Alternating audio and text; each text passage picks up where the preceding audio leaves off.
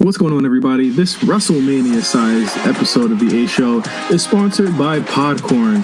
Now, since The A Show has started, one of our goals has always been to collaborate with brands and obtain sponsorships in order to continue to grow, and we are just met with an opportunity that we just have to share with you guys with Podcorn. Podcorn is a marketplace connecting podcasters to amazing podcast sponsorship opportunities, such as host-read ads, interview segments, topical discussions, and more. With Podcorn, there is no middleman.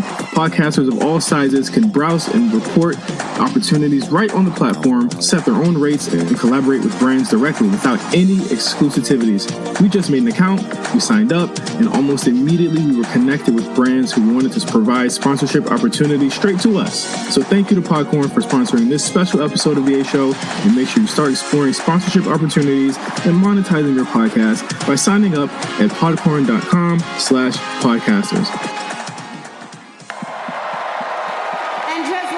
They buy it.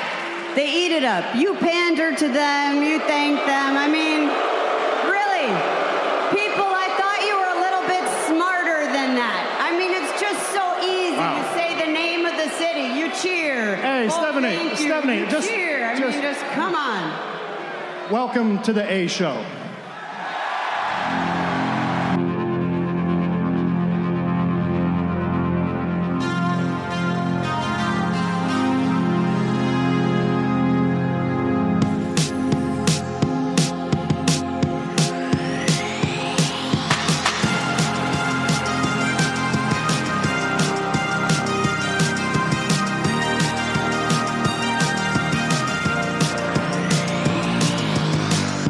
What's up, everybody, and welcome back to The A Show with the Kings of Pro Wrestling Podcast. This is episode 128. I was wrong last episode. That was 127. This is 128.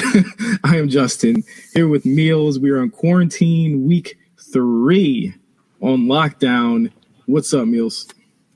Week 2 for me, week 3 for you. Yeah.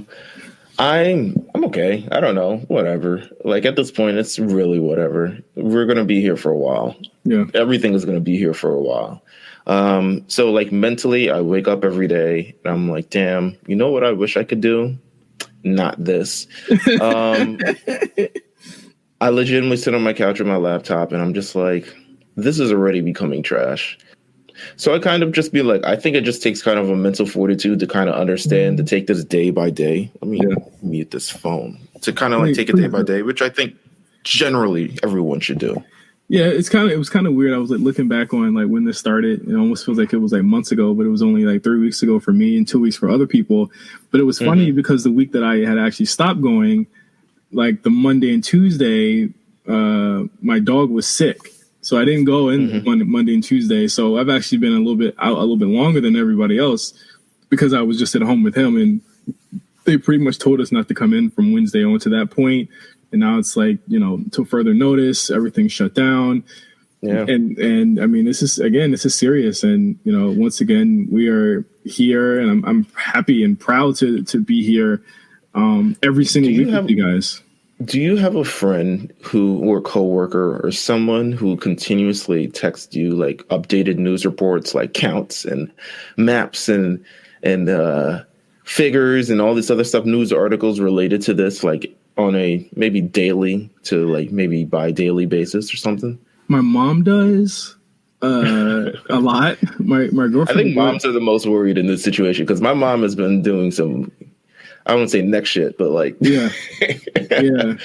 I mean, she's been, you know, I don't want to say doing a lot. I feel like doing whatever makes you comfortable in this situation is like what you should do to make you feel most comfortable. Because this is a very like high anxiety kind of like, you know, dangerous situation. So whatever you do to make you comfortable. But yeah, we are different. What's your mom doing? Well, she's sending articles through, but mostly for like Virginia. Virginia, they just were told yesterday that not only did they let schools out completely for the year last week, but this week they said, you know, we're shutting the whole city down until June 10th. So they're very serious about, flattening the curve there. Of course, I live in California. We are very serious about that here. I saw a LA Times article that came across my feed this morning saying that you know, that it was helping, that you know, the cases were being less and less prevalent here. So I guess it is working in somewhat. Let's just keep it to, stay what we're doing, keep to what we were doing. And everyone stay inside and listen to the A show at this point, because there's nothing. There's nothing outside. I've traveled a couple times outside. I just can't stay inside all day. I just need to. And it's not even like I can't stay inside. I got to go out, get me lit, not that type of shit. It's more so like I just need to like remind myself that this is not completely a forced isolation. So I can go outside anytime that I want to. And that's kind of like what's mentally in my brain. It's like, yo, you don't have to be inside all day. You can go out anytime you want to. It's just whatever's outside is incredibly limited. So I got to kind of tell myself that psychologically so I don't go insane and be like, I'm trapped in this house forever with the same people for an extended amount of time. But other than that, I like personally, and I know we're totally off the subject. It's okay. Not much happened this week, so it's okay. Yeah, the thing is, it's like a lot of things are like compensating for the fact, like movies, Pokemon Go. So I play Pokemon Go a lot. Just the listeners of this, I'm one of the last remaining people on Earth playing this game. No, you're not. No, I'm definitely not. I'm 100% not. But like the last ones that They just put numbers out yesterday that Pokemon Go is actually bigger than it was last year. And last year was its peak, or they thought it was its peak. So like there are people that are still playing this game, and I was like, wow, like it's not done whatsoever. Right. So they've done actually a lot of things to help, and they're still incorporating a lot of stuff that. This game is an outside game. It requires you to walk to places, requires you to do things with people. And they're incorporating a lot of things where you can do a lot of it from home. And they're kind of changing the entire, I don't want to say the build of the game, but kind of how the game is structured in terms of the activities that you're supposed to do outside, and kind of like making them now being able to do it within their house. I don't know if they're just going to last forever, but at least in this sort of instance, it's like a company that's being like, okay, we see just sort of, I'm sure they're also losing a ton of money. You don't have to pay for things if you don't go anywhere. Yeah. But it's kind of a company that's being like, okay, we understand that our people love playing this game, so we're going to try to make this as easy as possible. I'm like 90% sure, like it's like 70% about the money, but like I like playing this game. So the fact that I'm be able to play it inside and still have contact with the people that I play with is pretty cool. Yeah. I think, there's just a lot of mangas for the whole Lookout channel, mangas and anime. Kind of anime. I'm dubbing. I'm on My Hero. I'm playing Animal Crossing, addicted to that right now. The dub for My Hero is stopped, which is what's the most well, good, because it gives me a chance to catch up. You almost there. It's not even. You're almost there. You're like 20 episodes away. You're good. As soon as I found out season 3 was almost over and season 4 is delayed, I was like, oh, okay, cool. I can take my foot off the gas. So I stopped watching. I've been watching for like 3 days. But wow. I've been on Animal Crossing. Of course, my gaming has gone up way more. It's like the quarantine game of the year. Like this is really, it is. Like it's. I checked with Jeff. Shout out to Jeff, who's my co-host on the Lookout podcast and the Mount Silver podcast. I asked, how many hours of this game have you played? And he showed me, and it said 110. Yeah. And I was like, you're insane. But I'm at around 80. I'm at around 80. And I think like this week and next week, there's for people who don't have Switches or people who are doing dual systems, there's Resident Evil this week. Then next week is Final Fantasy VII Remake, which I'm pretty sure is going to be up there in popularity with Animal Crossing. Because that's a huge release, and I was actually worried that I wasn't going to be able to play it because of work. So this is actually cool because I'm going to be able to sit around and play. I know, right? Like this is crazy. Work is such a bummer. But the biggest bummer was that I looked at my calendar this morning, and tomorrow was supposed to be the day where I got my flight to Tampa, and I met up with Mark and Cyrus, or I was going to meet up with Mark and Cyrus, and we were going to hit WrestleMania this year. And so that's the sobering reality of like what else is going on is that, y'all can still hit up a Zoom call or something, a FaceTime or something. Nah, that's not going to be the same. It's not going to be the same, man. We need to have the 2K19 with the entrances and with belts, and we're just not going to be able to have that. So it's unfortunate. I was never going to go, but I know that a ton of people were going to go, and I know it's unfortunate for them, especially a lot of people who this is their first Mania experience. But I think just in general, it sucks. I don't know. It sucks. There's no great bones about it. It's like everything that is WrestleMania weekend. I mean, I experienced it. Was it last year? When the hell was it in New York? This year? Last year? It was last year. It was last year. I didn't go to WrestleMania, but I went to everything else, which was insane. But I mean, it was a great time just to be in the city and kind of hang out and do things. Shout out to Jamal. I was with him the entire time, but it was just a great time to do things. And it's kind of wondering now, like, how is I'm waiting for the day of WrestleMania 36 or like the 24/7 or WWE 24 episode of WrestleMania 36 and kind of see how they are going about this. Because I would love to see kind of like how they decided, okay, we don't know what's going on yet. Like a documentary in the fashion of like, well, I think we just want to It's March 13th. What are we doing? We just want to see what Vince was doing. We want to see where everyone's headspace was at the time, and being able to see how they wanted to do, like, even just we're more than likely not going to have every match in the ring. There's a possibility there's pre-tapes. I mean, we've already seen on NXT that it looks like they're going to get a pre-tape Gargano Ciampa match. Mm-hmm. So like there's going to be a lot of stuff that doesn't take place directly inside of the Performance Center. So I'm interested in seeing the production value behind this, because it's going to be, a lot of smoke and mirrors and a lot of like things that we've never seen before. And I'm hoping that they take this opportunity and do something original, much like what they've been doing with the promos on mm-hmm. Raw, which I thought Raw was go home for Raw. If you weren't excited for Mania, that show would get you excited for Mania. Just Edge's promo, which was phenomenal. Undertaker's promo, which was, we got to talk about that too. Like, there was a lot of stuff on Raw that got me hyped for the show, more so than I was. And I was like, okay, I'm in. I'm cool with it. And of course, as you know, WrestleMania is 2 nights this year. They forced their hand. We had to do two nights, 16 matches, and we're going to talk about all of them today. Which is insane. I'm still. Oh, if they had given us 8, I would have been like, I understand. Like 4 each night. The 2-night format is dope. I mean, we saw Wrestle Kingdom do that earlier this year, and it worked out very well. Obviously, there was a stronger show than a weaker show.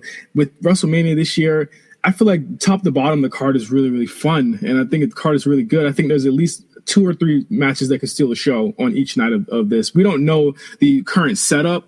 I would love to guess what we think the main events are going to be too, as we do our predictions. But so I'm looking at this card and I'm kind of wondering, like, okay, without the people, without the spectacle, without everything, can they still create a quality WrestleMania moment from this entire ordeal? Because a lot of the WrestleMania moments, I mean, the backdrop has always been the people, the reactions, everything like that. I mean,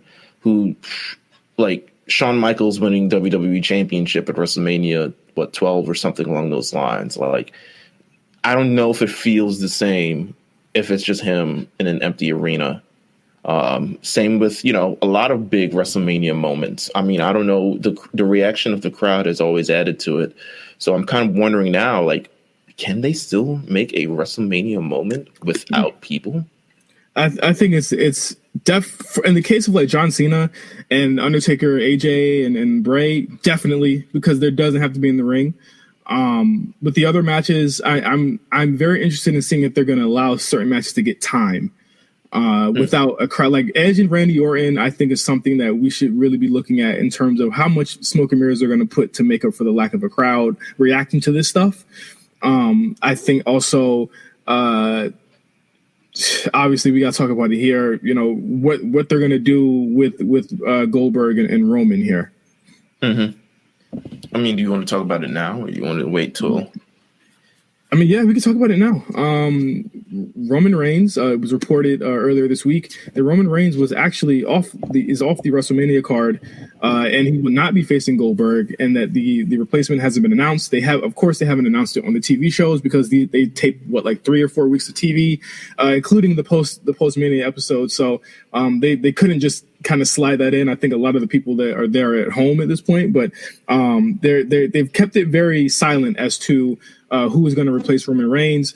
Obviously, if you don't know, of course, Roman Reigns is just recovering from cancer last year, and he's immunocompromised. Like he is someone who could, is at risk. He was someone who has a pre-existing condition that will allow that.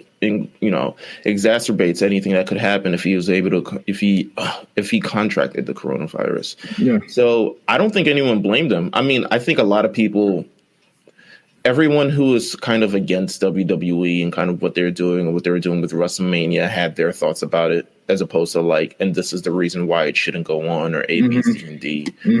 I think even the people who are for this WrestleMania still happen, once again, we're we understand, we get it.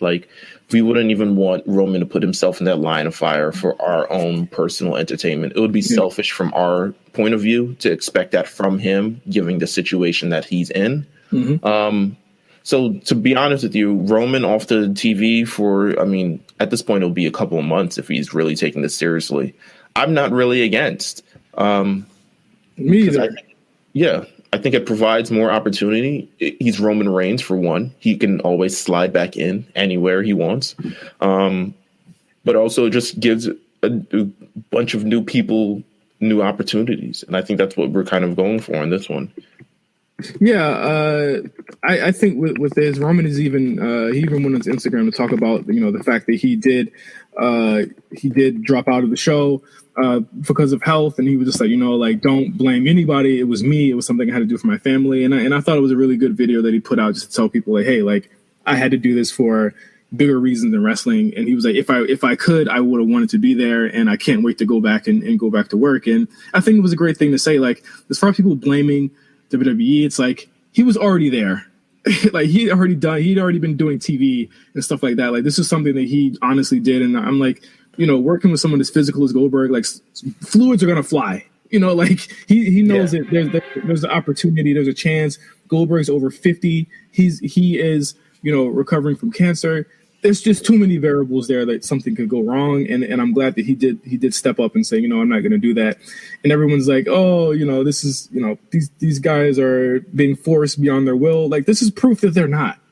Yeah, I think it's 100%, especially WWE's taking the precautions. They've pretty much rented an entire hotel to house these superstars. I mean, they're long gone by now. I think at this point they're gone. Oh, they're at home. They're at home. They're definitely at home.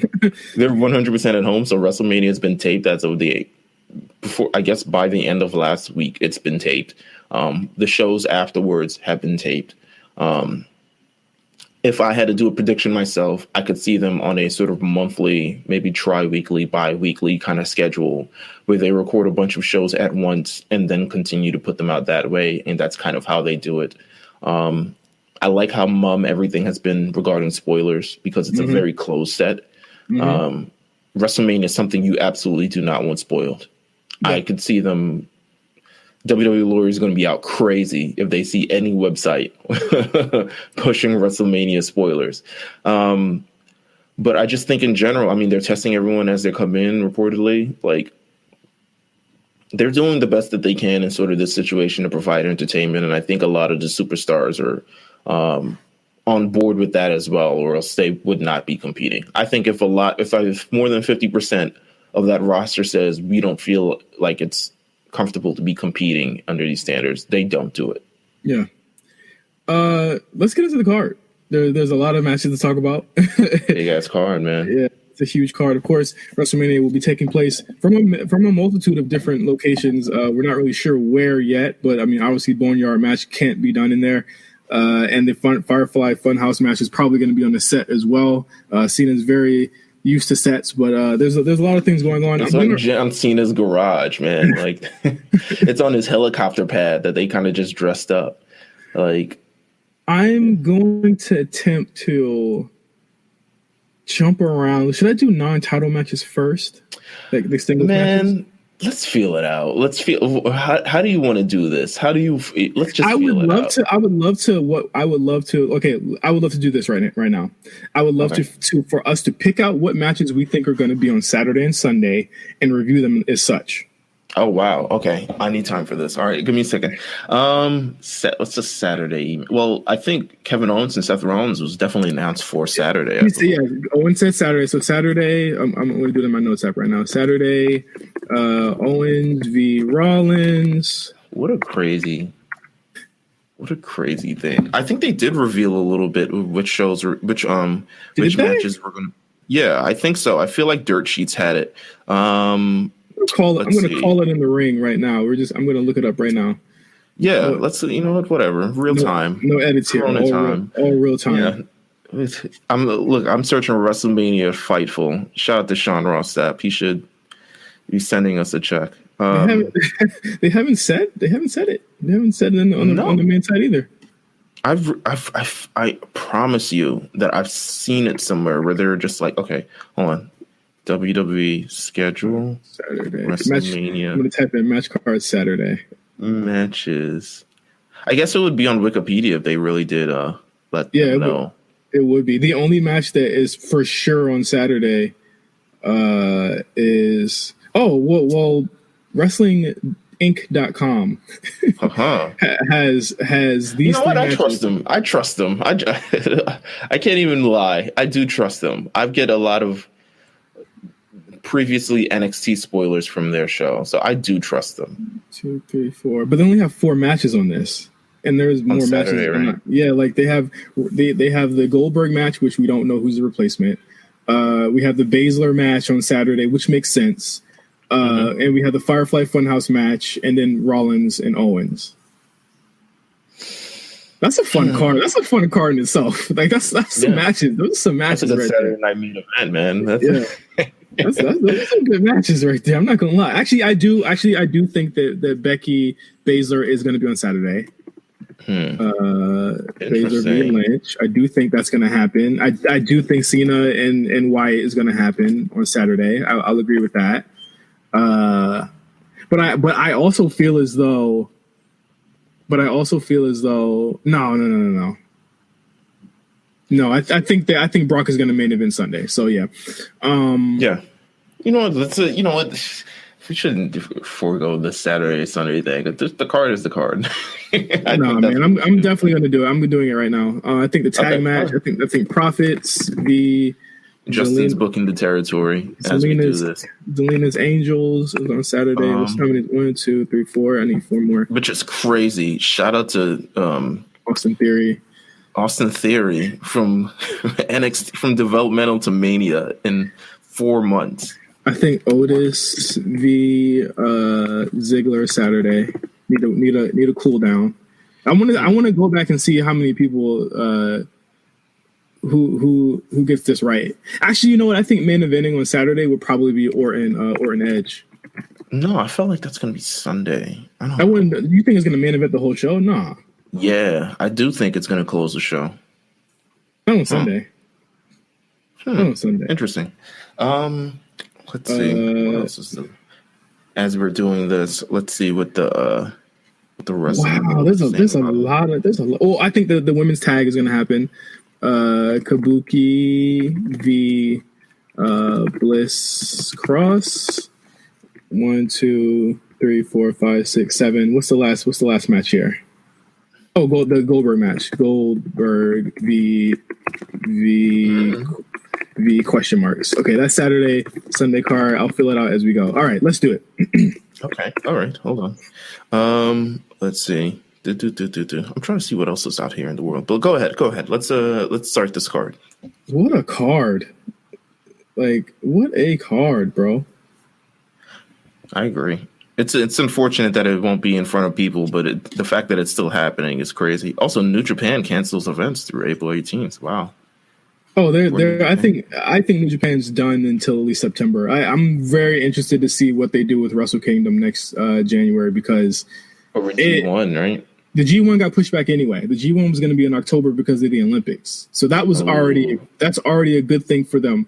I think what they need to do is just buckle down in the G1 and make your storylines there and then have Wrestle Kingdom. I don't know if they'll be able to do 2 nights again, but if they were to do nights, they could throw matches together at that point. And then night 2 have the main event stuff. That's how I feel about that.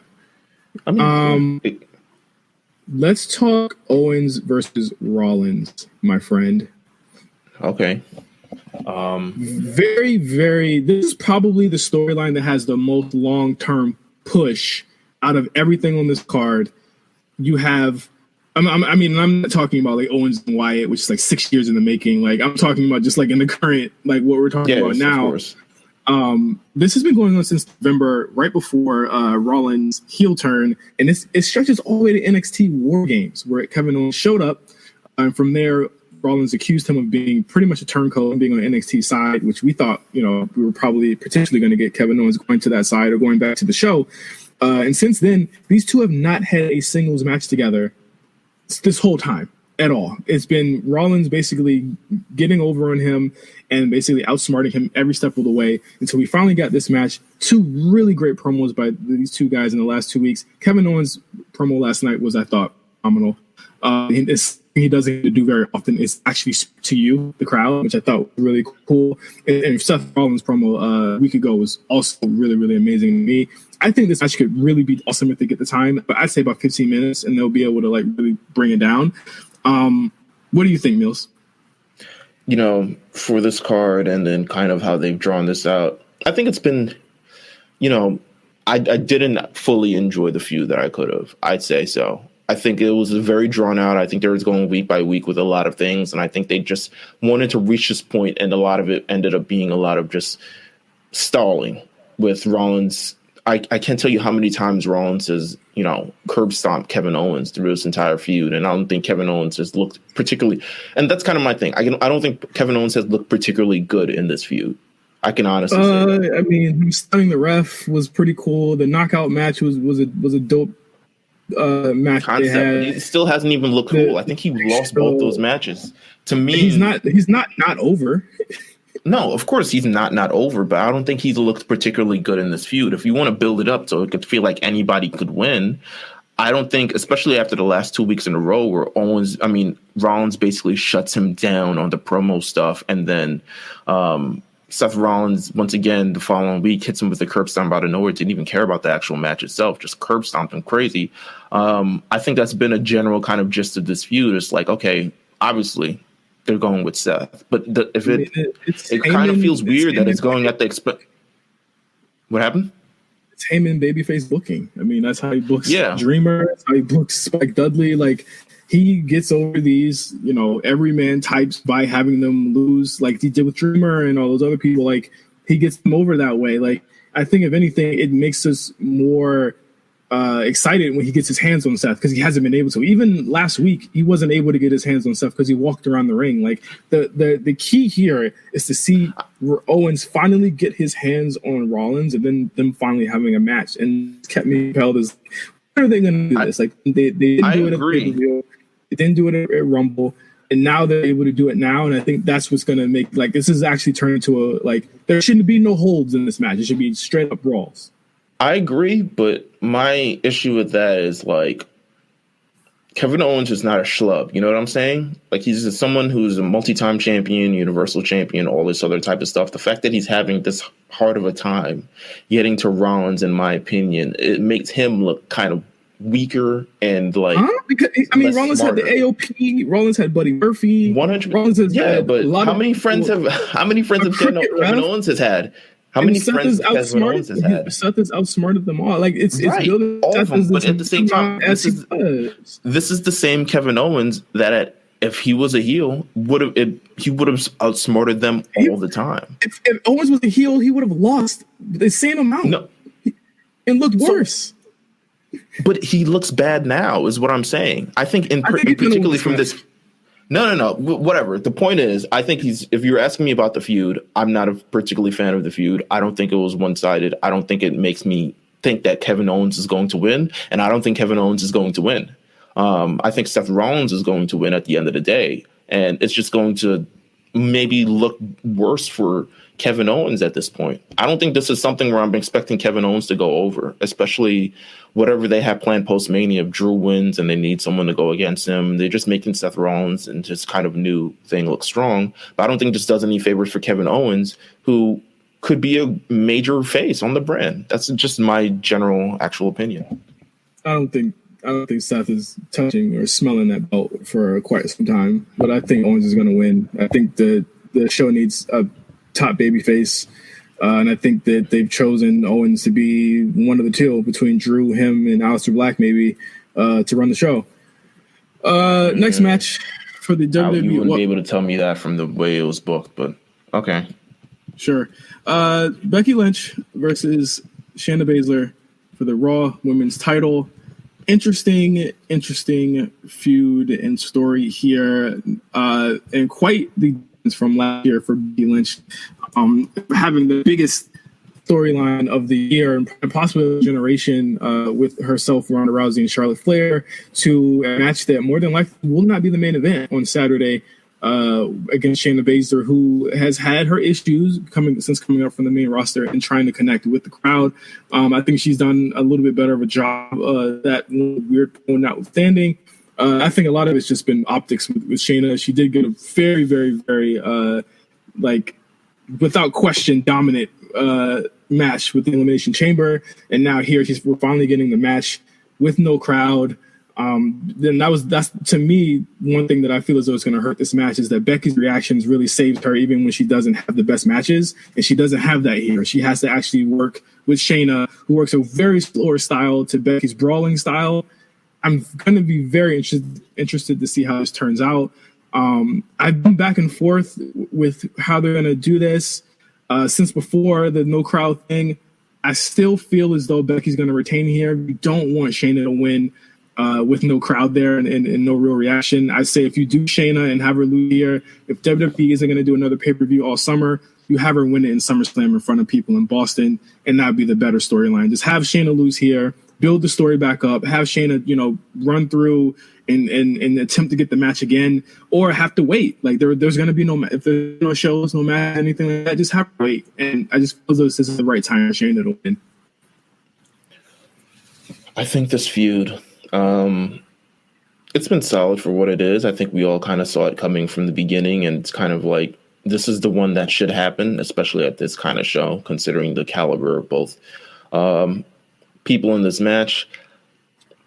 I think Becky, here's what I'm hoping. I'm hoping Becky will surprise us in terms of the whole in-ring thing. I'm hoping this match goes a little bit differently than I think a lot of Shayna's NXT matches, though.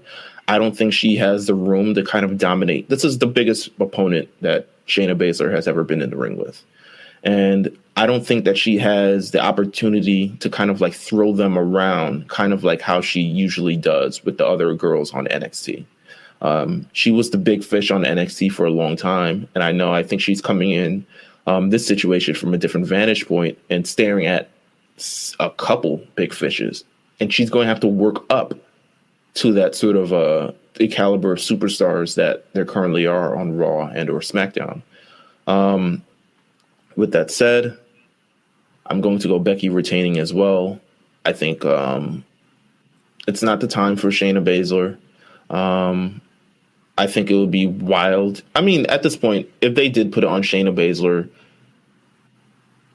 there's no crowd to kind of like... Yeah, there's no booze. Like, there's no booze. There's no a lot of things. It's just kind of like... It's just kind of like...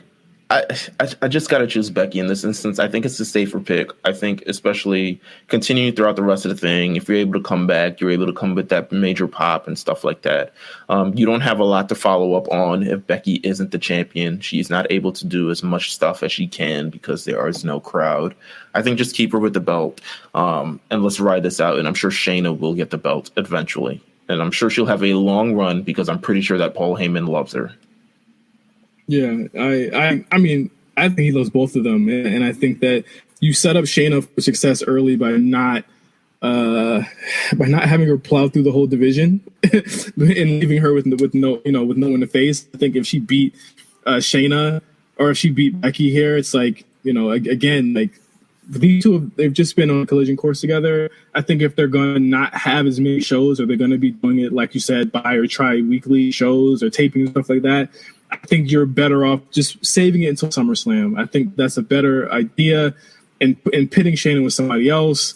I don't know who, because she's beating everybody. Like, I think, again, like, that was the best part about the Elimination Chamber thing, but that's also the worst thing about it, is that she's beating everybody, just like Asuka did. Yeah. So what are you going to do? I think it's you do a disservice with these kind of long streaks and stuff like that, and there's only a couple. I think Becky has had a long streak, but once again, I think it's kind of done the disservice for her, where people have become a lot more less confident in her skills, and she hasn't really fought anybody new, and she hasn't really done everything. I think if we start that with Shayna Baszler and you kind of replicate what's going on in NXT, I think it's going to end up being a major disservice. I think she'll grow a lot more as a performer if she loses more often, and we kind of see how she does when she comes back from losses, or how she does maybe when she wins these big matches. But I think it does a disservice for her to win this championship this early, in my opinion. Yeah, absolutely. All right, next match. John Cena versus The Fiend, Bray Wyatt. I put this you're on. knocking down all the big matches early. I think, well, I mean, Sunday's got some heaters too. I picked this match because I think that if you don't put the Boneyard and the Funhouse match on the same night, if it's going to be super produced, so I kind of picked one, and I chose Cena and Wyatt to go Saturday. It could potentially go Sunday. I don't know. This match, of course, was made about a month ago after The Fiend lost the title to Goldberg in Saudi Arabia. Pretty simple setup. The Fiend is still upset and still reeling from his loss to John Cena 6 years ago at WrestleMania. And John Cena is trying to basically make a path for the future by putting away his past as well. Really simple storyline. I like it a lot. I'm glad that. I mean, that's essentially what he said. Okay, yeah. What? I mean, he said it. What's funny?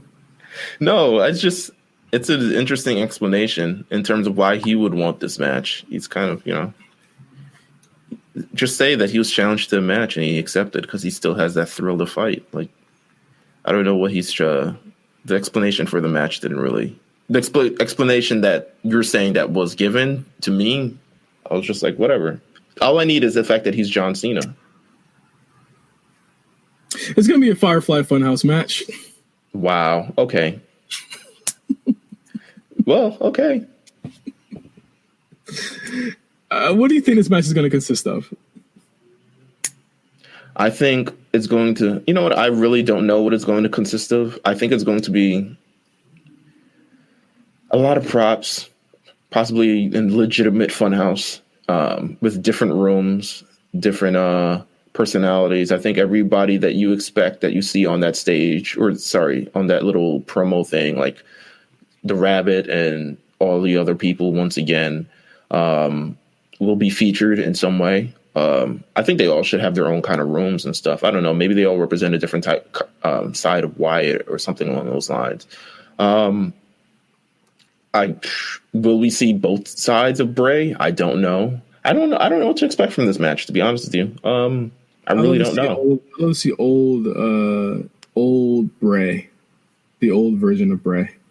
And then Funhouse Bray, then Fiend Bray, and then Husky Harris. Like, every form of Bray should be on this match. I think Cena's going to kill Ramblin' Rabbit too. He's going to give Ramblin' Rabbit the STFU. Yeah, I think it's going to be, weird and kooky like that. Like, it's really going to be some sort of entertainment type of thing that we all love. But I don't know if it'll age well. on a scale from 1 to House of Horrors match, where do you predict this is going to land? I'm going to keep 100. You have never seen the House of Horrors match. Wow. You weren't on Twitter that night? House of Horrors match. All right, which one was that? It was when him and Randy Orton were in the trap house. Oh, House of Horrors match? Yeah, that's what it was. I don't remember that match. Okay, I definitely did see it. I don't know why I'm thinking of like the Orange Clock House shit. The Clockwork Orange match from TNA. Yeah, I don't know why I was thinking of that. House of Horrors match. Good Lord. Yeah. And that was in like 2007, right? Or 17 or 18 or something. It was 17, I think. Yeah. Good It was Lord, like right after Mania or something like that, I think. Was it before Gender Mania? Yes, it was right before Gender. Yeah. Good Lord, I don't remember that shit at all. So I expect the same from this match. I expect not to remember it, to be honest with you. I think it'll be dope. Again, you give Cena a lot of production, pre-tape stuff. He doesn't have to really feel.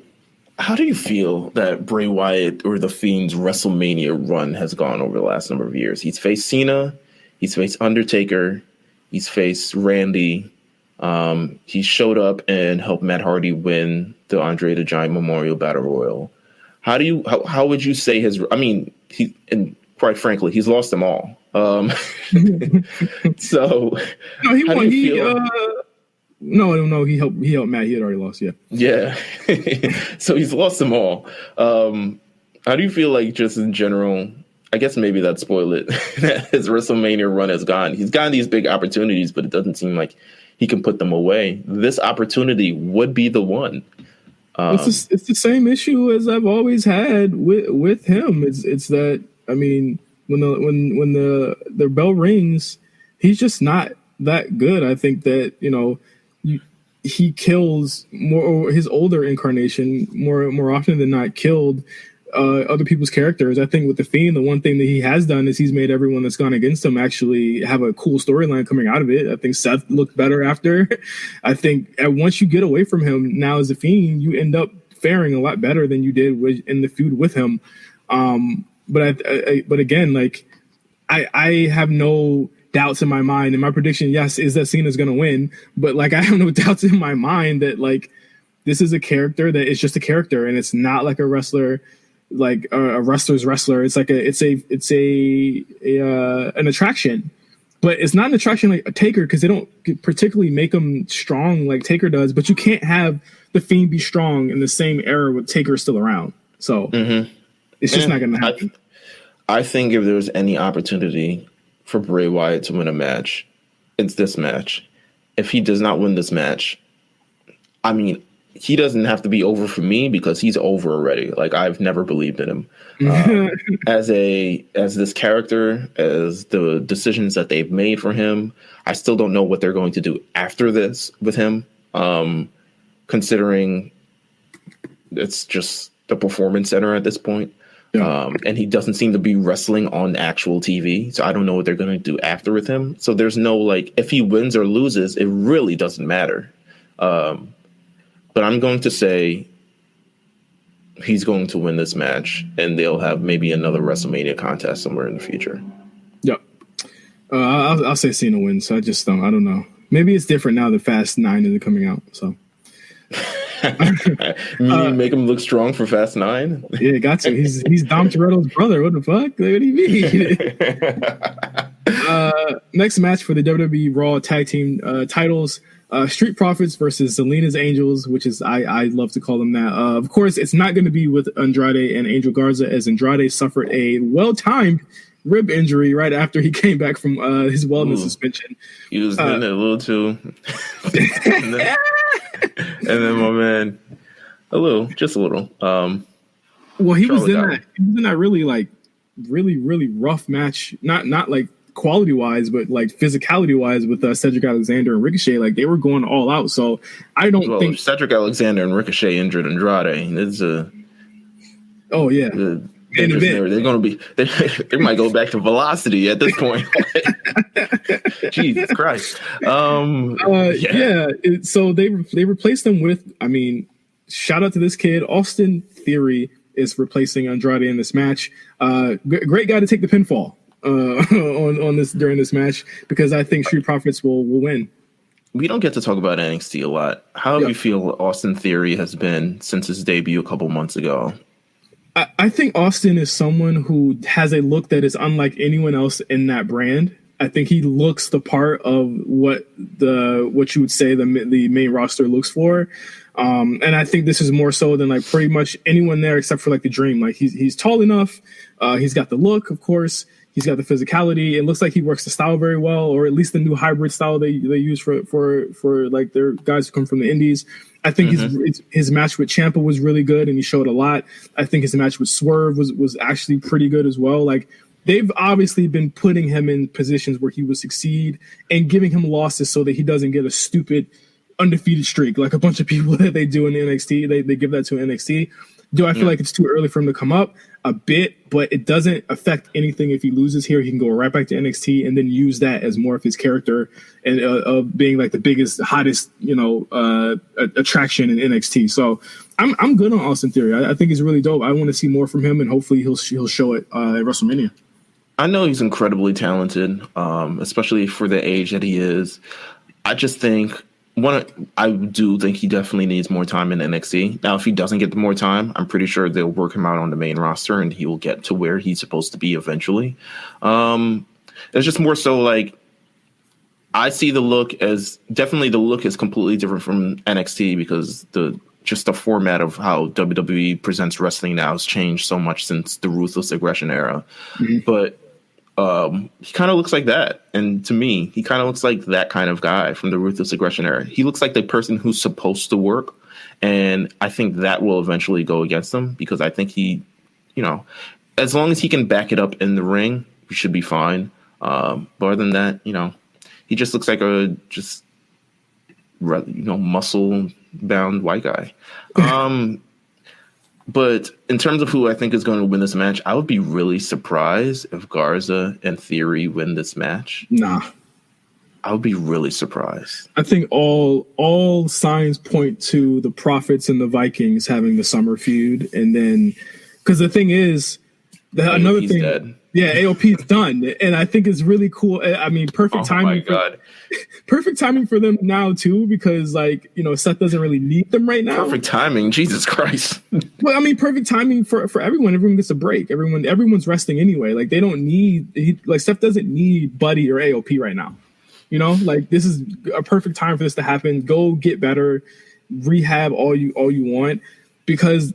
it does leave a big hole for tag teams as well on Raw. So, if they were to keep Austin Theory in this role with Andrade and Angel Garza, cool, because they need tag teams because the Street Profits are now down to the Vikings, and that's it. I'm probably just going to say Street Profits win. I think everyone on Raw has an affinity for them. They reached this point for a reason, and I think they deserve to stay there a little bit. So yeah, I think, that's what I think. Yeah. That's all I can say. I think Street Profits is going to win. Next match. Oh man, we're not even halfway through. Let's speed through this. Otis versus Ziggler. Ziggler challenged Otis to this match a week ago on SmackDown. And this is obviously due to him stealing Otis's girl, his boo thing, Mandy Rose, who doesn't want to be fought over. Like, she's a piece of meat. She did mention that last week on SmackDown. Again, this is Otis's first singles match that we've seen. I hope Tucker turns on him. Wow, come on, man. That's what I hope. I hope Tucker is like, you're crying like a baby. You're out here having singles matches at WrestleMania. I thought this was about heavy machinery, not about your stupid feelings. Get over the chick. We're trying to win tag team championships here. Like, why? What are you doing this for? Are you really that? Really that so sick? This would be a Enzo and Cass level disaster if they did that. Do not break these guys up. I mean, yes, obviously, but do not do that. It makes sense to me. If I were Tucker, I would have kicked him. I think that Otis has shown a lot of improvement over the past month. I really do like the. I don't like the storyline that much. I thought it peaked at Valentine's Day. I think it. I think it didn't pick up. Well, it should have plateaued. It should have really gone a little bit further at Valentine's Day. I think also how the show's been arranged also had an effect on it as well. But then I also think Bruce kind of sucks. I don't know. He's he hasn't really been taking things beyond. We haven't been really taking things to a new level, kind of like how Heyman has been doing Raw. So it's kind of like I kind of expected that. But this feud, I mean, the lack of the crowd really hurts this because people want to see Otis really beat that ass, and they just won't. And I'm still, even now, I'm more confused because they're not. It's not like they're fighting over Mandy. He's just mad because Ziggler got the girl. So it's like, what's the end game for this? You know, like they're just fighting now because he's a mad, chubby simp, and he can't. You know, he doesn't get the girl. So I'm like, if you win, it's not like Mandy's gonna be like, oh my god, I should have. You don't know that she seems to be going to anybody. She doesn't want to be fought over for. Hey, who knows? Who knows? We'll see. I can see Otis on IG Live after this, listening to Jaden. You can be listening to you can be listening to nothing after this because my god, the fact that I'm cheering for Dolph Ziggler in this feud is that's just crazy. We've reached. No, you reached. Ain't no we. You have reached. We have a society has reached the end of the world. I've written think pieces about how Dolph Ziggler is not as good as he thinks he is, and I still believe that wholeheartedly. There ain't no we, bro. What are you talking about? I think Otis is going to win this. I think Ziggler is going to win. Fine. I think Ziggler is going to win just because, and I think there's going to be. Well, do you predict shenanigans? Yes, I predict Mandy turning on Ziggler. I don't think it's going to go the way you think it is. Mandy turning on Ziggler? Yeah. Maybe Sonya turning on Mandy. That could be interesting. Let's get back to this next match that I actually think is going to main event the Saturday night show, but I just want to get to it now, and that is Randy Orton versus Edge in a last man standing match. Edge's first match in 9 years. I think, crowd or not, this is probably the biggest match or probably going to be the most talked about match of the night. Of course, we know this started at Royal Rumble. It continued on to the next night on Raw with Orton putting Edge out for at least upwards of a month. And then, of course, everything kind of fell apart with the storyline. There's been very little interaction between the two since they've been able to be in arenas with crowds. But the promos have been excellent. I thought Edge kind of put the bow on it on Raw on Monday. And we're going to go into this match. It's a last man standing match. Obviously, they're going to be able to do a lot more stuff. What I'm concerned about is this looking a little bit too much like the Gargano Ciampa thing at the PC that they did about 3 weeks ago. How do you feel about just the presentation of this match in comparison to everything else? I'm someone who believes that Edge has probably seen that match because I think Edge consumes a lot of content. He's someone who is an actual wrestling fan and who looks and he watches the product he does. So I think, comparing the fact that he's probably seen that match, he's going to go a different route. Just in general, this match, the most anticipated for WrestleMania by far, in my opinion. It's had the strongest build. It's had the strongest emotions tapped into it. It's had everything in terms of an actual WrestleMania quality match. If you had to say like which one is really like WrestleMania worthy, this has evolved to that state. Both guys have been amazing on the promos. I think it's interesting how, I guess now for like the past month, they haven't touched each other. Yeah. Which I thought would be something more that would happen. Ever since Edge hit that ace crusher on the EKO, bro. Yeah, the EKO or something along those lines. You haven't really seen much. I'm looking forward to this match. I don't really, last man standing matches are a lot of like standing big around. Spot, standing and waiting. But we've had some good ones before in the past. And I think this has the potential to be a good one. And I think I'm scared for Edge. That's all I'll also say as well. I'm sure his neck is fine, but, whatever. What worried me is the promo on Raw when he said, I'm willing to go through a burning table. And I was like, well, that's because he did already. I know, but I know he's talking about the Mania spot when I'm like, if like, you forget that Edge is really like the only like deathmatch wrestler in the WWE. Like this dude, he does this, and I, if there's any concern whether they're going to take it that far, I guess we'll see when this match airs. But I'm worried about. I'm sure there'll be plenty of beds or mattresses or padded, padded doorways or whatever. I think it's going to be phenomenal, though. I think that if they are going to go the distance and really break down the PC, I think that you should definitely have this in the show. But if it doesn't, I mean, I'm cool with that too. I think it's going to be great, and I think Edge will win. I also think Edge is going to win because Randy doesn't need to win, and you can slot in Randy anywhere else after this. I think Randy, if not Seth, Randy will probably be slotted in with Drew after this. So I think it's really, you can kind of go anywhere with this. Edge will have to nearly kill Randy. Randy isn't someone who takes a lot of spots. He has, don't get me wrong, he has, but he's not someone who takes an unnecessary amount of spots because I think he realizes he's older. His shoulder don't work the way it used to. A lot of different things. So he's not someone. So I'm interested in kind of the lengths that he is willing to take this as well. Thumbtacks. RKO something into something. Just a lot of different spaces for this. So I'm just looking forward to this match in general. If it's Saturday night, amazing. If it's Sunday night, amazing. It's the one thing that I'm like generally 10 out of 10 looking forward to. Yeah, I think thumbtacks, man, are going to be. We've seen that Randy's willing to do it, and Edge are. I think that's how you get this type of feud over. Next match, Kabuki Warriors versus Alexa Bliss and Nikki Cross. I don't want to call them Bliss Cross applesauce. I hate that name. Chris Novak says go kick eat a brick. I don't know what to tell you. Bliss Cross applesauce. For the WWE Women's Tag Team titles, listen. Shout out to Asuka for being on every single one of these shows, Raw and SmackDown and Main Event for the past 3 weeks. She deserves Kanachan TV, man. And Kanachan TV. She deserves a medal. I think she's the MVP of this year by far.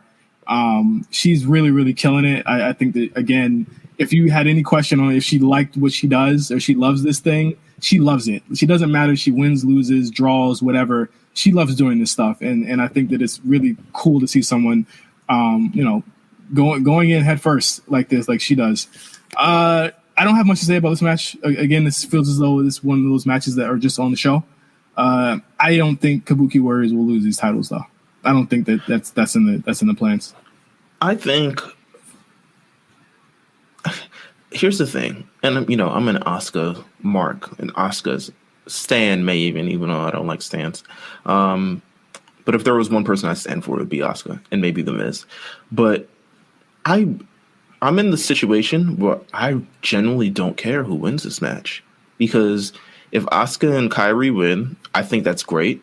I think they can continue their reign, and because there's there isn't a tag team division for the women's. I don't know if people have realized it yet of why they haven't had these bunch of matches yet, but there's really not a division, and they haven't even tried to make a division yet. Mm-hmm. A competitive division. They haven't brought up women's tag teams. Iconics out here doing TikTok videos with AEW guys. Like, they haven't really tried to do anything. So if it stays on the Kabuki Warriors, I'm not mad, because I'm like, who cares? At this point, who cares? They don't care, so why should I? If it goes on Bliss Cross applesauce, I think they will have deserved it. I think Alexa Bliss has been doing fine as a face.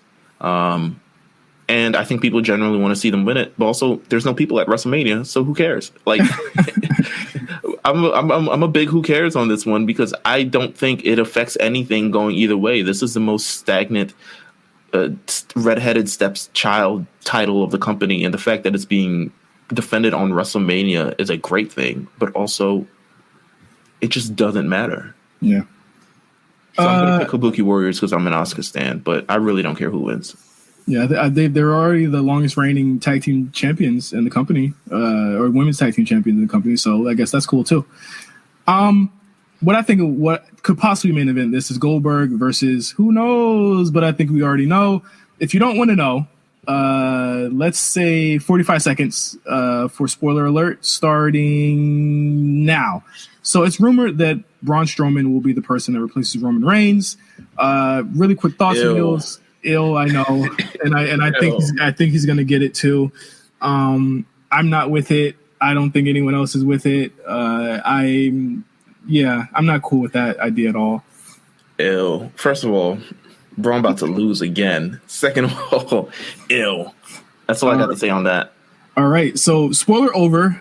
I think we both think. Well, I think question mark is going to win. Meelz thinks that Goldberg's going to win, and that's all we got to say on that. We'll have more to talk about next week when it actually happens.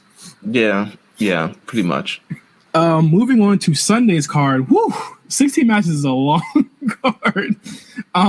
Sunday WrestleMania. So yeah, we have AJ Styles versus The Undertaker in a boneyard match. This feud has gotten real personal. I mean, AJ brought out the receipts. Undertaker went on Raw at the top of the hour, talked about this man's manhood, talked about his finisher being done better by his wife. What? Said that Who gave him that intel? Michelle? Had to be. She's like, make sure you put it in, baby. Make sure you faith breaker. Better than Styles Clash. Injured less people. Said that, and Yoshitatsu was in Japan nodding his head furiously. Yes. This N-word spitting. He said that AJ was too afraid to come to the E when people like The Rock and Stone Cold and Triple H and all them were in their primes, and he only came when they were all gone. I was like, whoa. He said that he was a big fish in a little pond, and he low-key torched this era because he pretty much said there was no one worth fighting in this era, and all the cool guys were in the last era, and you dodged them crazy. And I don't care who you fought in Impact Wrestling. They weren't here. So you're trying to come. Yeah, but you're not going to step over me. Big dog. First of all, love the look. Let's get him out the dead man thing. Let's cut that gimmick entirely. He needs to show up, like I said last week, in a wife beater, some blue jeans, and some boots with look like a King of the Hill brawl, man.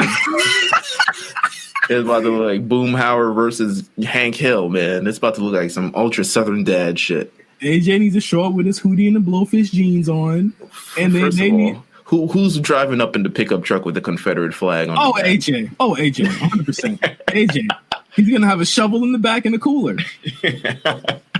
It's going to look like Tiger King. It might as well be called the Tiger King match. Oh, my God. He's going to Undertaker's going to pull up like Joe Exotic with the choker on. Choker say Michelle. You feel me? This is going to be some trash. It's just going to be some Southern trash. I love it. This is going to be fun. This is going to be a fun match. I think it's going to be fire. No, I think it's going to be fire. Don't get me wrong. We're making a lot of jokes, but I think it's going to be fire. Undertaker is finally in a match where he doesn't have to worry about crowd reaction. It can be super produced. It's going to have a lot of tomfoolery. I think the OC are all going to show up too. They're going to be in the back of the pickup truck. This is going to be as fun as, remember the New Day Wyatt compound match from a long like 3 years ago where Xavier was afraid of Bray and they met each other and people thought it was going to be like a Final Deletion ripoff and it was actually pretty solid on its own. You don't remember that? Bruh, I remember that it happened. I can't tell you a single thing that happened in that. I don't even remember who won. This is my Bray Wyatt thing, right? This is why I haven't banged in him for a while. I don't remember this. I remember the match actually happened. I don't remember a single thing that went into the match at all. I don't remember. You could tell me that Kofi Kingston was skating on a banjo, and I'm like, word, damn, that's crazy. The main part of the story was that they thought Xavier was going to be hypnotized by Bray and join the family, and he ends up overcoming it. This is one of them feuds that I'm sure no one talks about. It'll probably be brought up on a podcast later on that they can laugh about later. That was fun. You should go back and watch it. It's pretty fun. I'm gonna watch it. I'm gonna watch all these disgusting Bray Wyatt matches that you're telling me about that apparently happened. Mm-hmm. I think this is gonna be fun. Boneyard match. It just seems like. Let me Google boneyard. What is a boneyard? Yeah, what is a boneyard? Hold on. I'm going to follow you there. What is boneyard?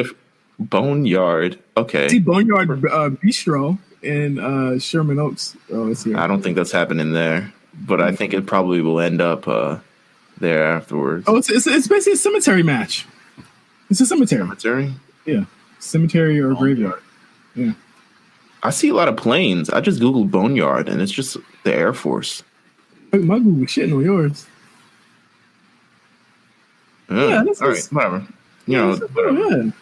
Boneyard, cemetery, graveyard. Shout out to Wikipedia. Cemetery or graveyard. You know what? That's fine. You know what? It works. Oh, actually, AJ actually revealed the details of why it is. He said he thinks the reason why it's called a boneyard match is because we don't want to say cemetery or graveyard with everything that's going on. So boneyard is slang for graveyard. Okay, that's cool. So he said it's like said it's a street fight in a cemetery, and AJ agreed with that. He said that there would be a referee in the finish, but he wasn't clear on what that finish would be. And he said he said that it's not going to be taking place in an arena like the Performance Center. He said it's going to be a combination of things that you thought it was, most likely. I think it's going to be that, but it's going to be different.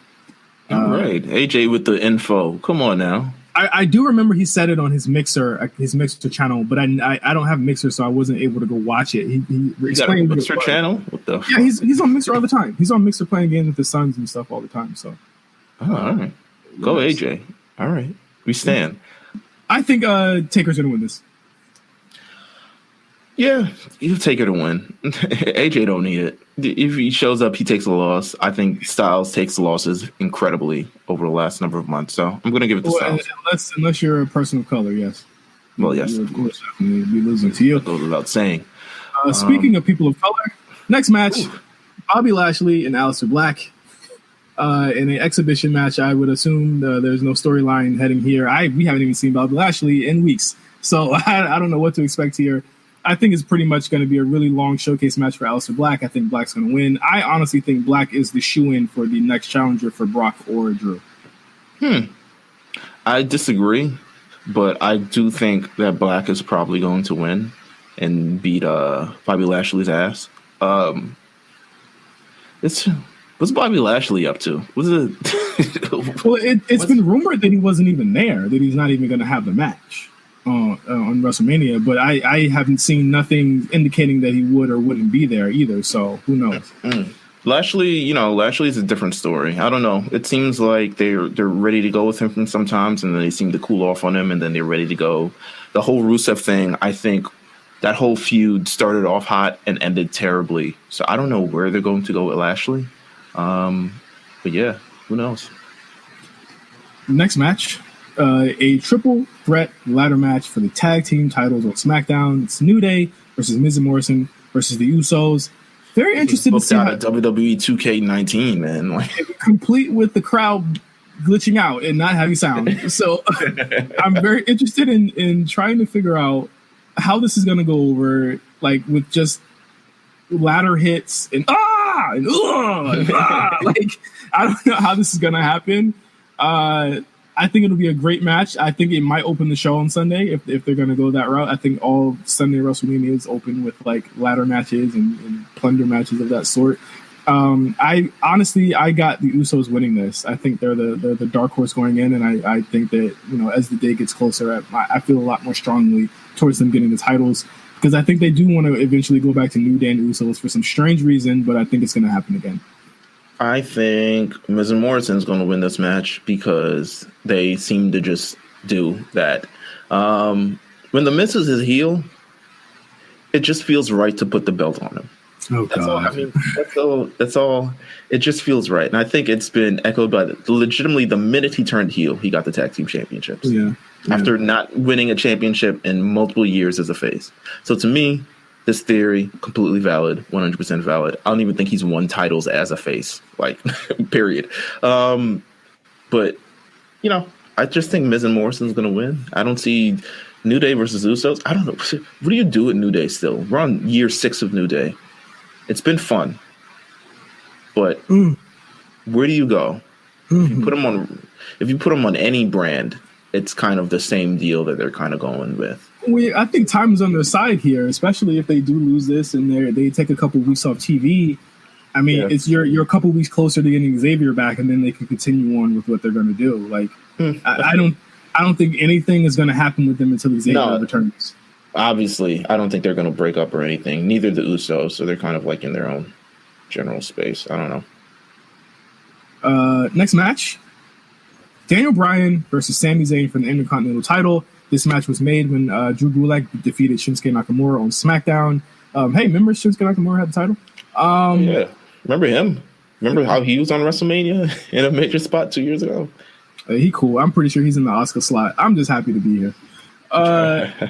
So we had this match, of course, with Bryan and Zayn. This is not the first time they've seen each other at WrestleMania. I mean, if you remember correctly, about 2 years ago, we had Bryan and Shane McMahon versus Sami Zayn and KO in his return match.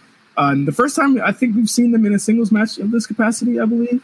No, yes, I could be wrong, but I think it'll be good. I think it's the first time we're going to see Sami in this position again. Give them time, please, for the love of God, and let Sami Zayn do what he does best.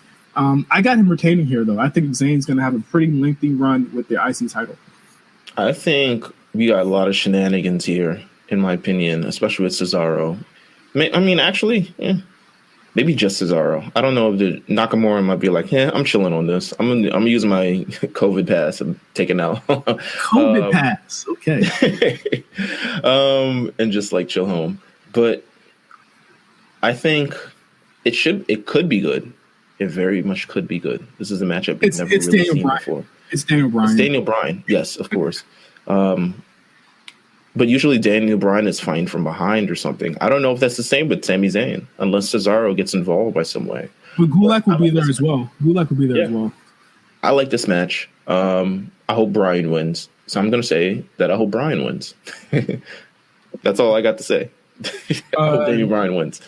Next up, we have and I'm sticking with 2 women's matches a show. That's why I put 2 here. Okay, turn up. Women's Fatal 5-Way. Fatal 5-Way elimination with Bayley, Naomi, Sasha Banks, Tamina. Still no update on Dana Brooke. I hope she's doing well. Tamina, and I'm missing one person. Who is it? Bayley, Sasha, Tamina, Naomi, Lacey Evans. Yes, her too in this. Hey man, I'm gonna go with the unpopular pick here. I think Lacey Evans is gonna win this match. Why would you say that? I think she's gonna win this match. I really do. You say that? Why would you even put that into the universe? Bruce, he wants her to be the champion, and this is the best way for him to do it without really beating Bayley too badly here, and having there be a setup for us to have more Bayley Lacey matches. He's gonna be like, I think this is the only period of time I could get away with it. There's no crowd for people to like sour on her. There's nothing. I could let her go as champion, and that'll be it. Oh my God, I'm gonna do it. I could see Bruce doing that. Yeah. They've really. Here's a number of things. First of all, Tamina's in the match. Shout out to Tamina. Just around when they need her. So shout out to Tamina. They really screwed the pooch on the Naomi thing. I think they got a lot of good buzz post Rumble with Naomi, and they've really kind of squandered it to the fact now that Naomi looks incredibly regular here. Just a gal. Just a gal. Lacey Evans as well. She kind of comes out a little less hot, but at the same time, it's like that they love Lacey. So they've been giving Lacey like promo segments and stuff like that, and sit down interviews. Right. So at any time, she could become the one. If not win, maybe get like 2 eliminations, 3 eliminations, something along those lines. The Sasha and Bayley aspect, I mean, this is the first time they're in a match against one another. I think you set the seeds for what's going to happen, right? Like, sure, but I don't think they don't need the title. I don't think. No. I don't think one of them wins the title. Well, first of all, if you want to think me, I think Bayley retains. I think Bayley retains, but she's going to have the opportunity to save Sasha and just not take it, or something along those lines, or she's going to pin Sasha or something along those lines. But I think it begins here, is what I'm saying. The dissension that could all still happen and Lacey win. I mean, yes, it could happen if Lacey wins. If I'm going a prediction, I'm thinking Bayley's going to retain. But it could. I mean, I think this starts as ascension between Sasha. If you want a headline from this match, because I think this match is incredibly there's no attraction to this match. It was kind of just thrown together, obviously. But I think if you wanted something, I think it starts the beginning of the Sasha and Bayley dissension arc. Next match, Charlotte Flair versus Rhea Ripley for the NXT Women's Title. This is the one match that I feel as though is especially hurt by this new format. Of any matches, even including the ladder match, I think a lot of this match was predicated on the fact that we would see, or a crowd of 70 to 80,000 people would see Rhea Ripley on that big stage, and she would be put over as the next big thing in NXT. And you kind of lost that here. And I think it's going to be hurt, especially because I think she's going to beat Charlotte here. This is supposed to be her moment. And I think that now it's kind of hurt a lot by the fact that, you're supposed to see all of what Rhea can do, and Charlotte's going to give her a great 15-minute match, and, Rhea's going to win on the big stage and go back to NXT champion. And I think a lot of that is hurt here. And I think more so than any match here, because with Becky, Shayna, there's ways you can rehab it if either one of these two lose or win or whatever. With Rhea here, it's one and done. Like, she's not going to go back to Raw the next night. I don't think they've done a good idea. I mean, I don't think they've done a good job making Rhea look like a credible threat to Charlotte, in my opinion. Now, that could all be dispelled. Rhea could 100% win. I don't think they've done a good idea. Sorry, I keep saying a good idea because I have another theory about good ideas. But I don't think they've done a good job making... You have Rhea, I mean, she should be in Orlando. She should be doing all the things. Have her in matches, competitive matches against people. Have her look like an actual kind of star going into this. You have Charlotte Flair, the Royal Rumble winner, challenging her for the belt. And this one kind of feels, compared to the other women's championship matches, I mean, I guess I would rank this second in terms of things that I actually want to see. But it doesn't even seem like, it seems like at the end of the day, like maybe Shayna Baszler should have won the Royal Rumble. Like, to me, this whole NXT Women's Championship feud, if they wanted to put Rhea on a big stage, don't have her win the belt. Don't have her win the NXT Championship. Have her just legitimately challenge Charlotte Flair and have this be an interpromotional match, because I really don't get what the point of having the NXT Women's Championship on the line in this thing is. I think it's a step back for Flair, especially considering she's past all that. And as much as we can say NXT is a third brand, it is the distant third brand from the first two. I think just in general, it hasn't really done much for Flair. You don't remember that she won the Rumble. With Ripley, she hasn't really looked good going into this. I would say I'm not really particularly excited for this match. I think it'll be good, but I'm not particularly excited for this match. I think it would be cool. It'll be a cool showcase for Rhea, but again, with Charlotte, she plays up to her opponent's abilities. So that's where you get really great matches like Charlotte and Becky's matches, and Charlotte and Asuka, and then you get Charlotte Bianca Belair. Where it's like she's not really like that ring general yet, like Bayley is. And I think that Charlotte has a lot of work here with Rhea, who is still relatively kind of green in these settings. One thing I do think is good is that even though she won't be in the bright lights, she'll be in a comfort of the PC, that Charlotte and Rhea will have a more comfortable match where there will be less stakes. And of course, this is taped, so any mistakes that they have, we won't see them because it's not live, So I think there's a lot of things going for it, but there's a lot of the biggest thing going against it is that we're not going to see Rhea have her moment. And I think that's going to directly affect the perception of this match. I don't think she should be having her moment at this current setting anyway, because she's the NXT Women's Champion. What does that mean? But if you wanted her to have her moment, move her up to Raw. Like, I don't get it. The point is, if she retains, she's going back to NXT. So what is the point of the actual moment in itself? Did she beat the most tenured champion in women's history? So what? She's facing whoever wins that ladder match at the end of the day for the next pay-per-view. This isn't something where we're continuing and we're building this thing and we can plot a rematch down the line. They're not going to plot a rematch down the line because she's going back to NXT. That's not a demotion. To me, the foresight for this thing is like, where are we going with this? Are you having Charlotte go down to NXT and do that thing? Because at the end of the day, it's like, if you have Charlotte down at NXT, you're kind of missing a major star on Raw that you could possibly have there. If you have Rhea win, it's like, okay, she beat Charlotte, but she's going back to NXT as well. So it's like, what's the point? it's a moment for NXT, not really for Rhea to be. NXT had its moment at Survivor Series. Well, I mean, that's the point. Will she get another one here? It's literally the story of, okay, but can you beat Charlotte one-on-one and not in the team setting and not in tag team setting? Like, will you have this moment on the big stage? That's why I said this is hurting her, because there is no big stage here now. There is literally no stage. It's literally just her and Charlotte with a bunch of cameramen. Like, this to me, the moment is hollow. That's the difference between the moment. To me, is hollow. The moment to me is you have this moment. Yeah, it still happens, but at the same time, it's like, where do we go from there? I say move Rhea to Raw. Move Rhea to Raw. Then you have the moment. She's not moving to Raw. Then it doesn't make sense to me. Well, it makes Rhea hot shit on NXT. There's no one in NXT. She's hot shit on NXT anyway. She's the champion. If you're trying to make Rhea ready for when she does eventually get moved up, and you want her to be in the same class as Becky, Charlotte, Sasha, Asuka, you have her have this.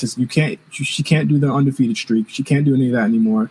You make her the most tenured woman, or one of the most tenured women in NXT history, just for these virtues that she's won the UK belt and the American belt, and she's beaten Charlotte. And when she finally comes out and goes up to Raw, it's a greater moment for her then. I don't think Charlotte winning the title is even a demotion for her. If you think that, like, she could go to both shows.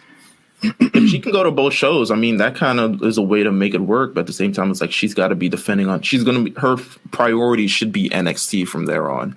I think personally, maybe they need that. Rhea is currently in the same class that Charlotte was, that Bayley was, that Asuka was, that Shayna was. She's currently in that class. The difference between that is they took the next notable step to go to the main roster, and they stayed on the main roster. If this is a situation where Rhea is not staying on the main roster, there's no real strength to it. I mean, she's going to have, yes, I beat Charlotte and I was on NXT, but Charlotte is going to go do whatever the hell she does next, and the moment will be there, and she'll be back on NXT with, once again, but I mean, I don't want to bring sort of rating into it, but it's a distant third show. She's going to be back on that show and touting the rating and touting that she beat Charlotte for who? That's what I'm saying. It's like, to me, it doesn't make sense that this match is going on. I would understand it if it was a non-title match and Rhea Ripley was moved to Raw. That makes sense. Well, I mean, I could understand it if they were trying to give NXT a spotlight on the show. You would spotlight their women's division, which has characters like Rhea Ripley on it. And I mean, I think the fact that she's going against someone in a ladder match afterwards is, I think that's a non-point, because we don't even know when that's going to happen. I think this is supposed to happen in the next couple of weeks. So if we're to think after the ladder match, yes, the ladder match happen in a couple of weeks. Then we don't know when. We don't know when the Rhea ladder match winner match is going to happen. So that's to me null and void at that point. I think, again, like I said, like the big draw here was for Rhea to have that coming out party to a bigger audience than she did at Survivor Series, and I think that she loses that. I don't disagree with you there.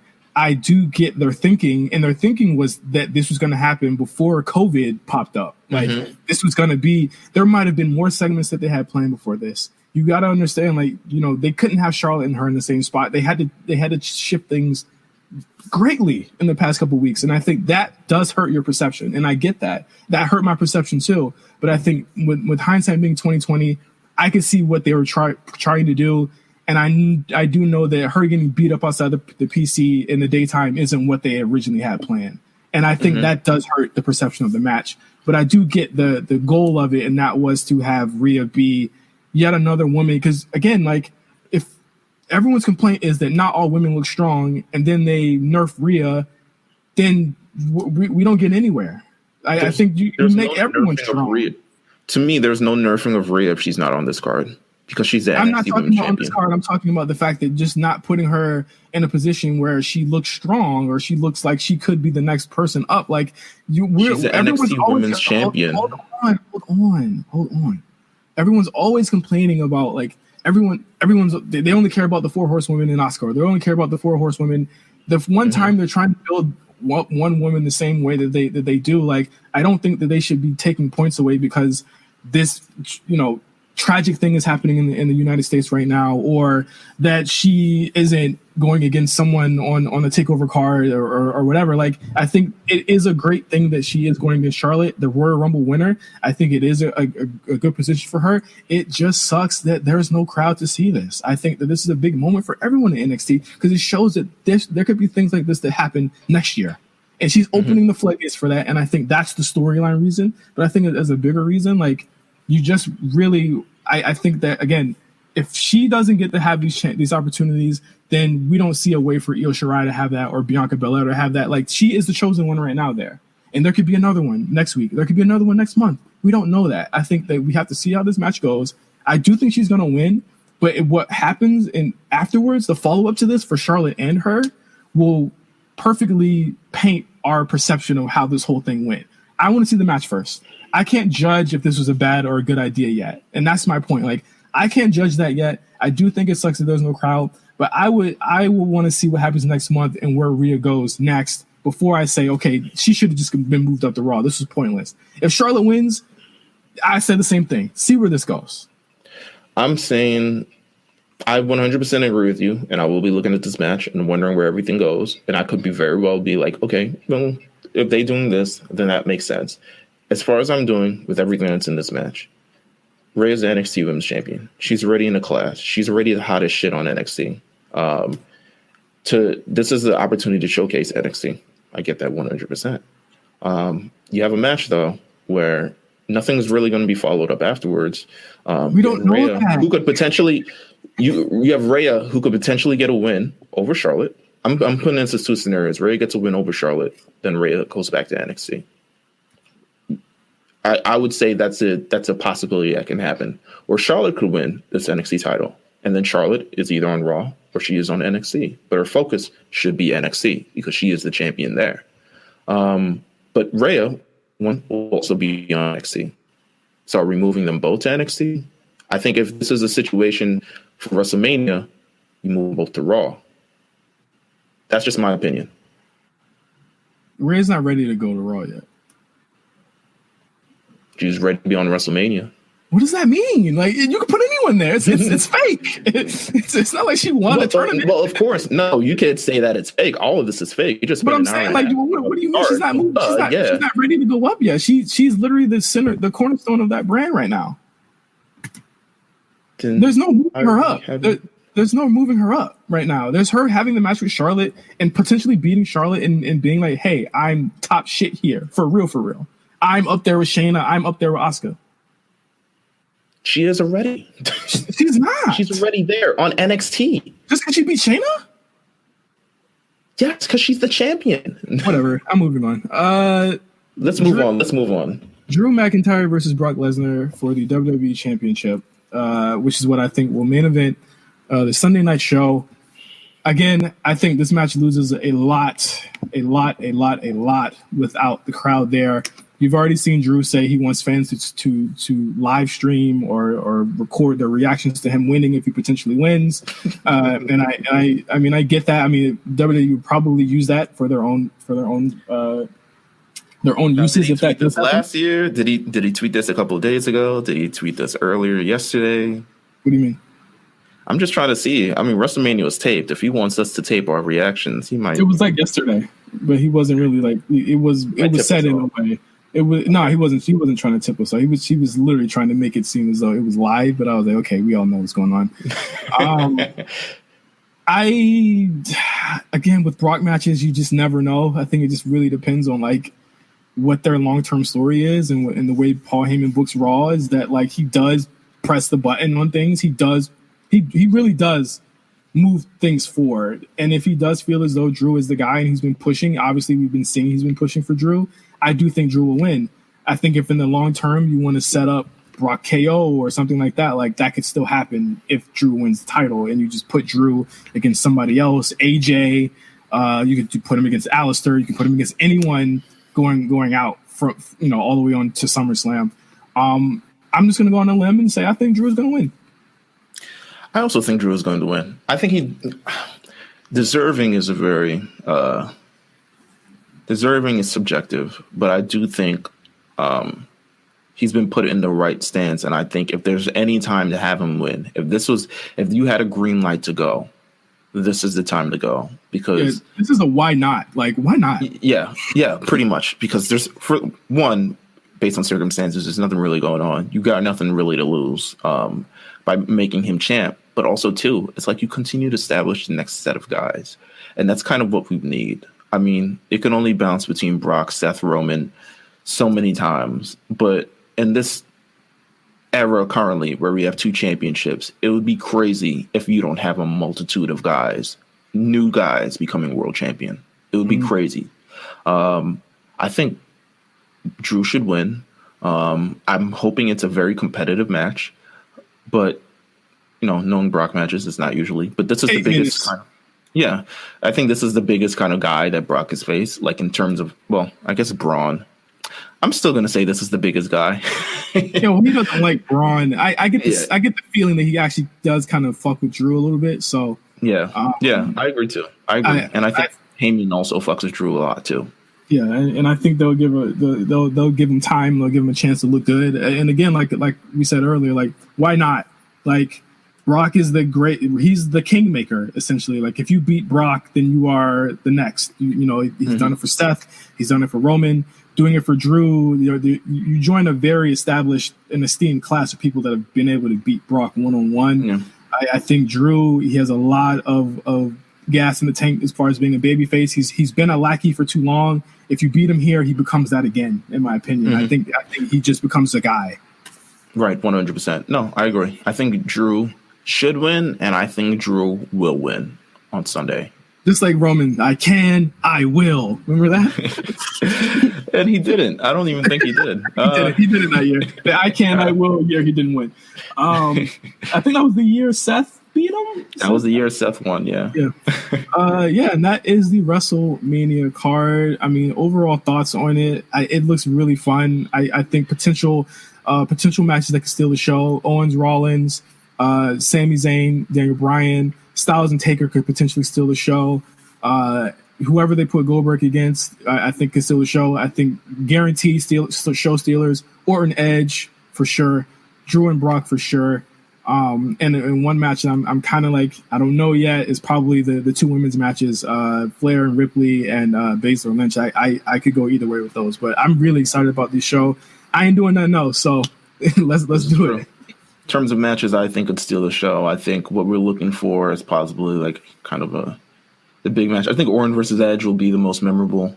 I think Owens versus Rollins has a great opportunity as well to be very, very good. Considering we've never seen them in the ring, I think Rollins is really going to show out. I also think the ladder match is something that we can anticipate as well. These guys just deliver. They just do. If I had to pick a women's match that I'm looking forward to, I would say Flair versus Ripley. At the end of the day, I think it's actually questionable. It's 50-50 for that one for me. It has the potential. It 100% has the potential. Flair having to work with someone relatively newer that she's not used to working with. It's like you said, it's 50-50. I think I'm hoping Baszler and Lynch kind of surprise us. I think the entire world is anticipating a slow plotting match, and it could very well be that. But I think Becky Lynch has an aggression to her that she can kind of step up. And I think if she controls the pace of the match, it's going to be better than if Shayna Baszler does, in my opinion. Yeah, so, they need to have this should have been a no DQ match or something like that, or something they could have kind of worked to their advantage, or a submission match. Yeah, it's very kind of like I think a submission match. I think Baszler's very limited in terms of like she's not a dynamic performer, but that's worked for her. Yeah. But she's not able to adapt to whoever opponent she's in with. She kind of wrestles the same match no matter who you are. And I think they need to bring that out of her on the main roster. It's like, listen, you got to prepare, because Asuka one night is not going to be the same as Charlotte one night. It's not going to be the same as Kyrie one night. It's not going to be the same as Naomi one night. And you can't wrestle all the same match for all of them. Yeah. So we'll see how that goes. Big test for Shayna. I know there's no 80,000 people, which again sucks for these new NXT people coming up. But hey, she used to it. The Rock told her. The Rock was like, "Good promo, kid." He said that to Shayna. Yes, Shayna cut a promo, and Rock was like, "Yo, I'm feeling that. I'm feeling that for real." Oh, wow. Okay. But yeah, big test for her. Monumental test for everyone. And once again, politics notwithstanding, all of the bullshit notwithstanding, like a major shout out to everyone that's making this work. This is from AEW to WWE for making this work. I think, again, and I say this every week, and I'm gonna say it every week, like they're providing us an escape, and they're providing us with content, entertainment. No matter what side you lay on, this is what is needed right now. And even if we don't get anything past this, it's been a great ride. And until they come back, until they're ready to do this again, and the world is in a better place, like I'm glad that we got this for the last month. And if this ride ends after next Monday, then so be it. So for everybody out there, like just watch it with an open mind and just have fucking fun with this. It's pro wrestling, like just have fun with it. Right. That's a big fact. Yeah, that's all I got to say as well. I mean, really kind of watch your hands. Everyone stay safe. Everyone stay indoors. You got WrestleMania coming up this weekend, both days, or you should really have nowhere to go if you're anticipating anywhere to go.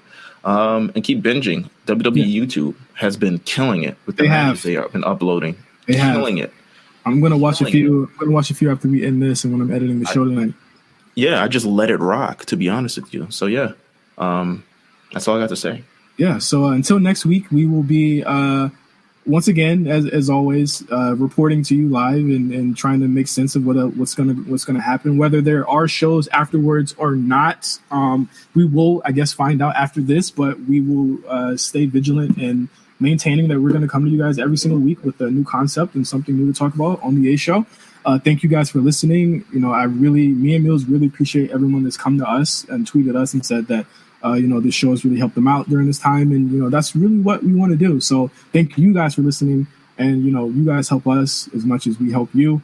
As always, follow us at RNC Radio Live for all the latest and greatest from all of our shows on this network. And please subscribe to us at the A Show RNC channel on Apple Podcasts and Spotify. Please leave us a 5-star review and leave us some comments. Let us know what you're feeling. So until next week, thank you guys for listening. Enjoy WrestleMania, everyone. Be safe, and we'll see you later. Happy Rusev Day. Wash your hands.